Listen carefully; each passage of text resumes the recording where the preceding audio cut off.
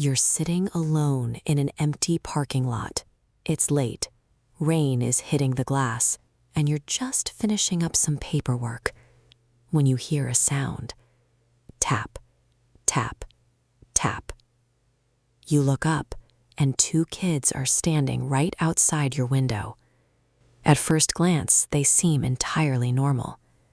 But as your eyes adjust to the dark, a cold panic sets in. Their eyes are completely black. No pupils, no irises, no white whatsoever. Just a solid, empty void. They don't pull on the handle. They don't try to break the glass.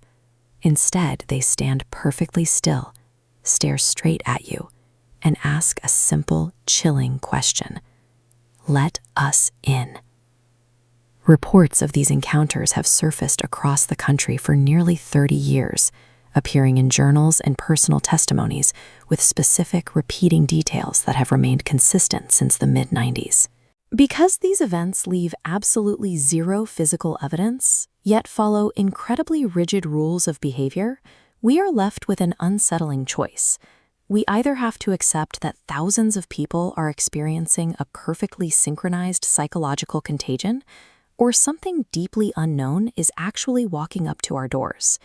The baseline for this entire phenomenon was established in Texas back in 1996 by a journalist named Brian Bethel.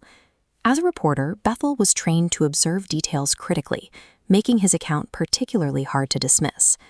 He was parked outside a movie theater, sitting alone in his car, preparing to make a bank deposit. It was an entirely mundane situation. Two boys approached his vehicle. They wore hoodies, and one looked to be about 14, the other a bit younger. The older boy spoke up.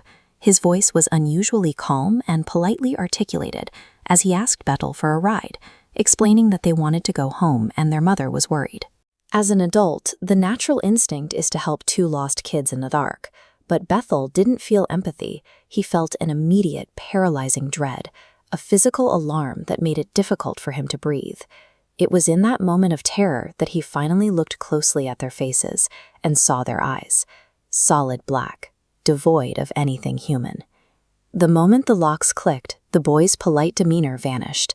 They became aggressive, pulling at the handle, but they still didn't try to break the window. Instead, they told him, "We can't come in unless you invite us." Bethel drove away, but the encounter left a lasting mark. He later described a sense of nausea and a persistent, lingering fear that didn't dissipate even after he was miles away from the theater. This pattern holds true far beyond the empty parking lots of Texas.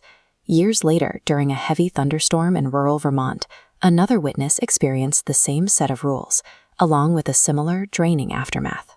A woman answered a knock at her front door to find a young boy and girl standing outside in the rain. The girl spoke first, politely asking if they could come inside to wait for their parents. As the woman spoke with them, she noticed they were acting strangely. Their voices lacked any inflection or emotion, and they kept their heads tilted down, completely avoiding direct eye contact. Then, a strobe of lightning illuminated the porch. In that brief flash, they looked up, and she saw the solid black darkness where their eyes should have been. She panicked and shoved the door closed. But right before it clicked shut, the children smiled and told her they weren't going to hurt her if she let them in. For weeks afterward, she reported a deep, unshakable paranoia that someone was still watching the house. When investigators cross-referenced the Vermont case, the Texas case, and hundreds of others, an identical profile emerges. The witnesses consistently describe an emotionless demeanor, an active avoidance of bright lights, extreme skin pallor, and the rigid need for verbal permission. Of all these traits, the permission requirement is the absolute strangest anomaly. A human predator breaks down a door. These beings stop at the threshold. This strict adherence to a boundary suggests these entities are not operating out of random criminal intent. They seem bound by restrictive, almost interdimensional laws, forced to secure an invitation before they can act. Because we lack concrete answers, researchers have proposed dozens of explanations. Some categorize them as traditional demons or modern variations of vampire folklore. Others suggest they might be interdimensional beings or even alien-human hybrids attempting to interact. The consequences often extend long after the children vanish. Building on the reports from Bethel and the woman in Vermont, researchers have compiled data from hundreds of other witnesses who describe weeks of severe paranoia, physical illness, and even gaps of missing time. The effects extend into the environment itself. People often document sudden technological anomalies, with electronic devices completely failing inside their homes immediately after an encounter. But this is where investigators hit a permanent wall. Despite hundreds of consistent reports and severe after effects, no one has ever produced a single piece of hard physical evidence. There are no clear photographs, no footprints in the mud, and no confirmed identities. From a skeptical perspective, it's easy to categorize the black-eyed children as a modern urban legend, a story that spreads until people begin projecting their nighttime anxieties onto ordinary situations. Yet the people who experience this describe a primal dread that defies a simple misunderstanding.